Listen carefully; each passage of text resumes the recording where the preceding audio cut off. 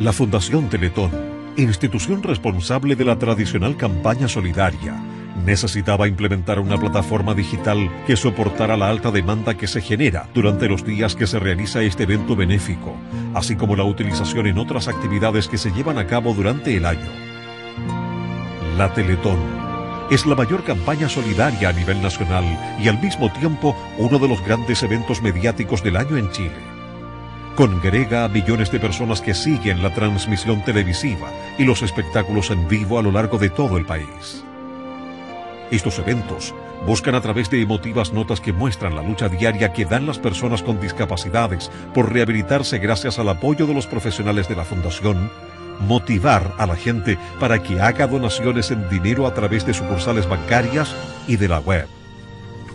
Este año, Teletón comenzó un fuerte trabajo en las redes sociales, instalando al sitio www.teleton.cl como un centro de acción que busca motivar a las personas a sumarse digitalmente a la campaña y la labor de Teletón. Por esto, no podía correr riesgos a que el sitio se cayera durante la campaña. Teletón esperaba 17.000 visitantes durante la transmisión de la campaña en diciembre de 2010. Dado el excelente trabajo de difusión de su plataforma digital, superaron con creces esta meta, llegando a más de 275.000 visitantes.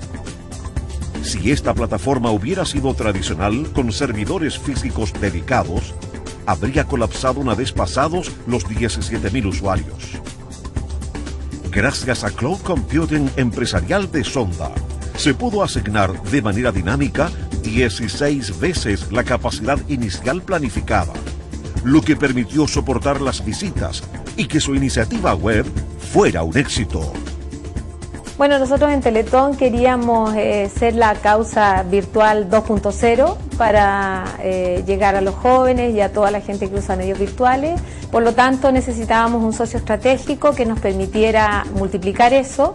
Hicimos una alianza con su servicio, con Sonda, con su servicio Cloud Empresarial, y multiplicamos por 16 veces el resultado en la campaña de la Teletón del 2010. Por lo tanto, no nos equivocamos al elegirlo, no nos equivocamos al decir que efectivamente el soporte que nos iban a entregar no iba a colapsar, y estamos felices con esta alianza. Por lo tanto, seguimos con esta alianza por muchos años más, esperamos.